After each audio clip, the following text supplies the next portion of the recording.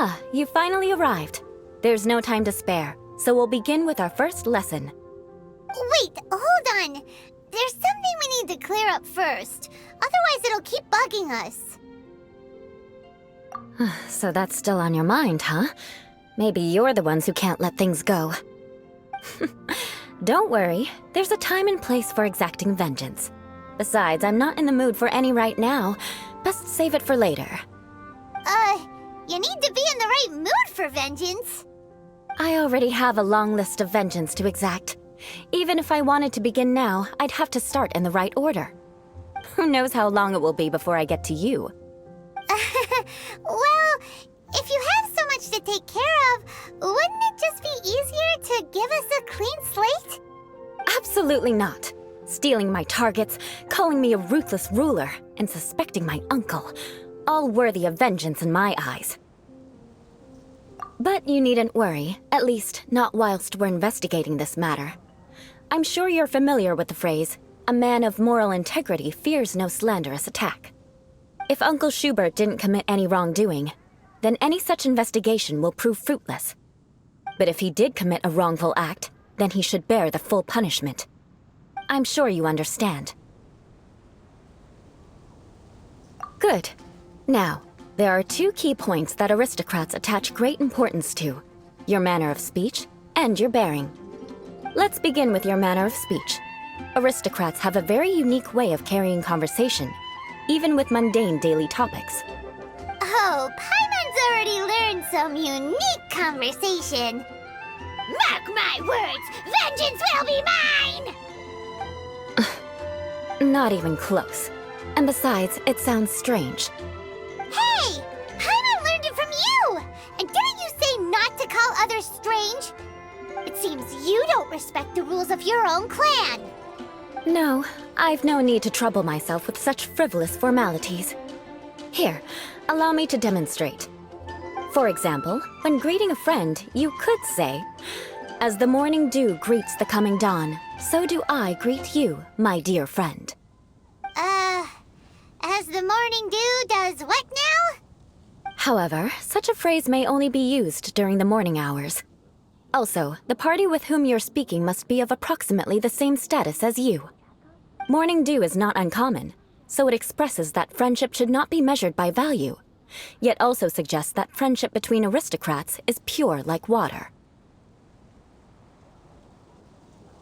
Oh, no. You must be prudent with your words. Calling someone a good friend could easily offend them.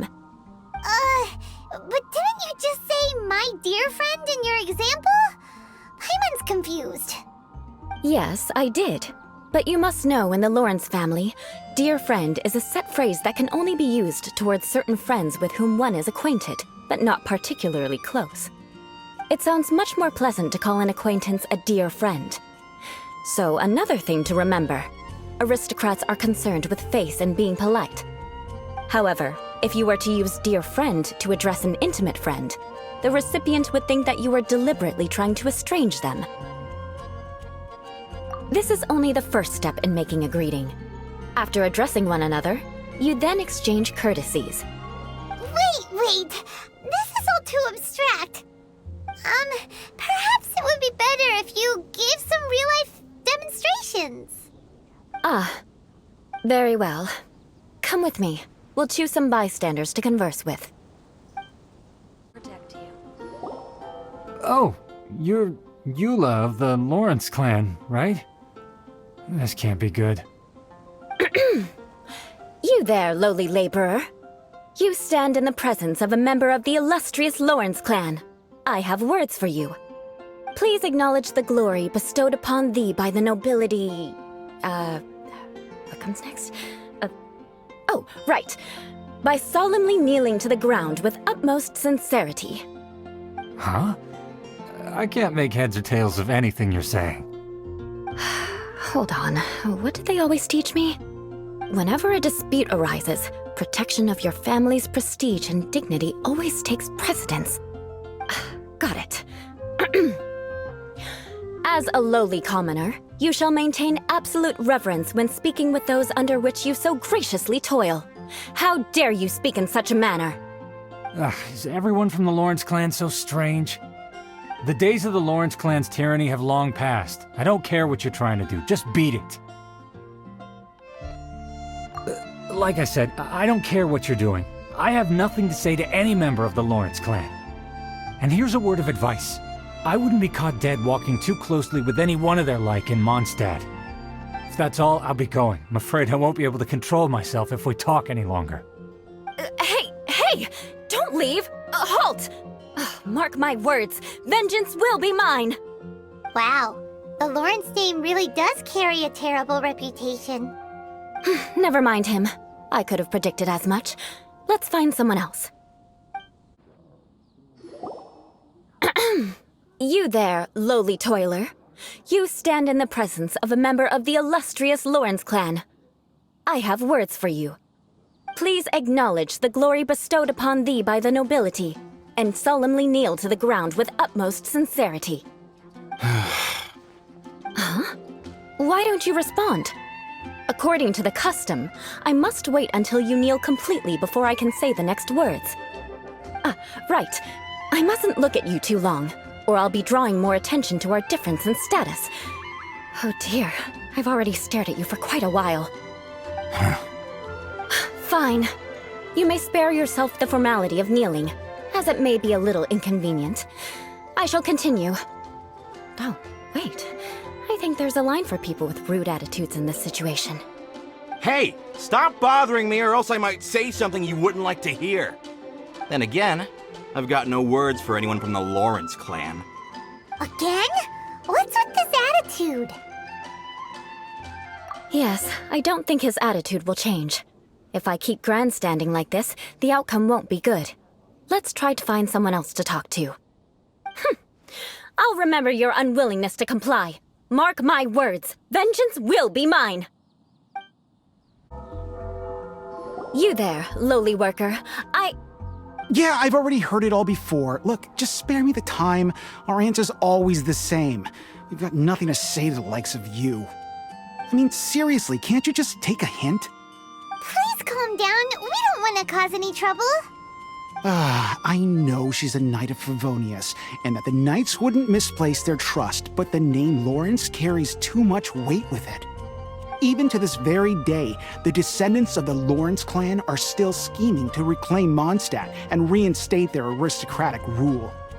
And if that wasn't enough, here you are purposefully using their awkward way of speaking just to put on an act?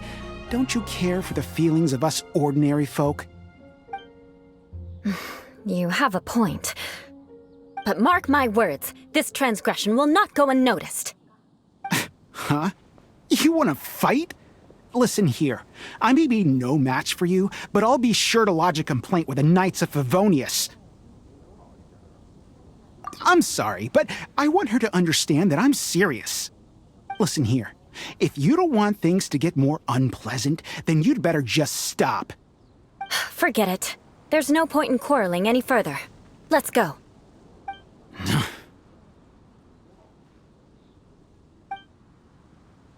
It's all right. This happens quite often.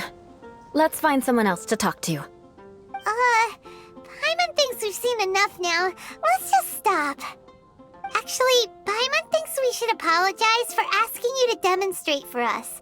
We had no idea the feelings between the Lawrence clan and the people of Mondstadt were so bitter. What can we do? The Lawrence name is already a dirty word among every household in Mondstadt. Even 3-year-olds know the story.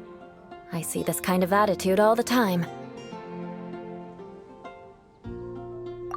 Don't worry. What with me being a Knight of Favonius, they're usually willing to speak a few words with me. Perhaps my aristocratic manner of speech provoked them today.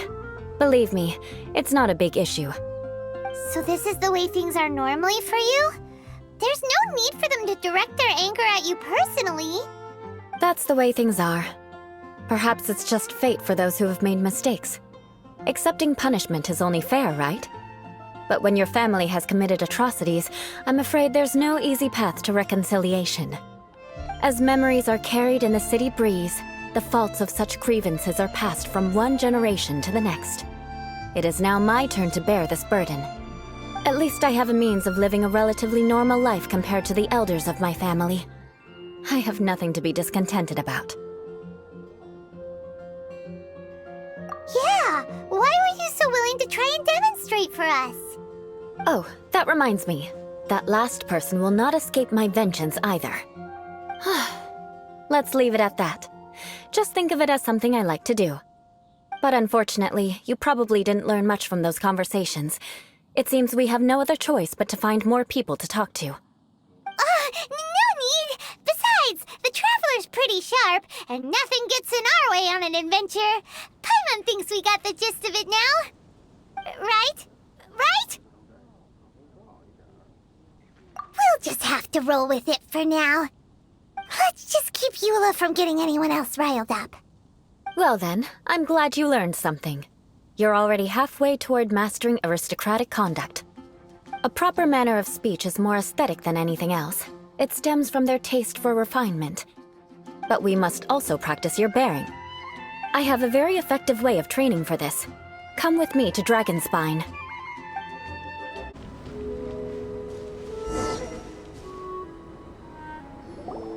It's so cold. Does aristocrat training really need to be done here? If you wish to truly achieve the dignified conduct of an aristocrat, you must learn to remain composed and elegant even amidst harsh conditions. For example, you can see that part of the path up ahead is quite difficult to traverse. But a well-trained aristocrat would not only effortlessly proceed forward, but do so without a stain on their garment and their elegance fully intact. Paimon thinks we've left the realm of aristocrats and entered the realm of adventuring. Compared to what we've already seen, this should be a piece of cake. Paimon thinks so too, but you've got this in the bag. You look pretty confident this time. All right, let's get started. Remember, you must be graceful and elegant. Don't get knocked or launched into the air. That would be most unsightly.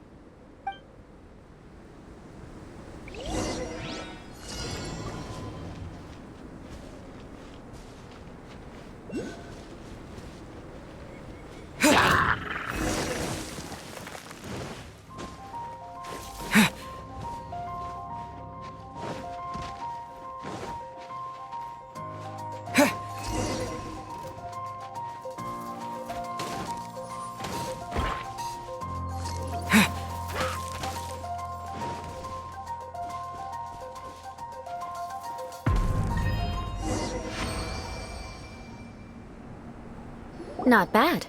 A lot better than I had anticipated, at least. Paimon almost didn't make it through. Whew. Good thing we didn't get stuck. So, are we aristocrats now? Don't flatter yourselves. We've only just begun.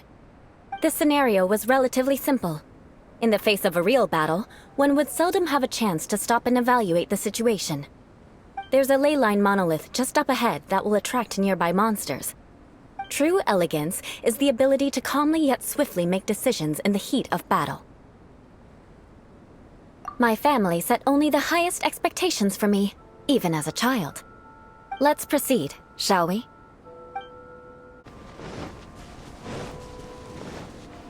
This is the ley line monolith.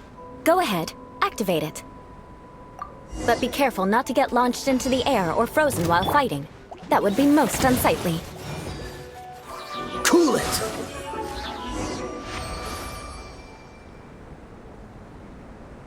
Well done. Your performance was most impressive.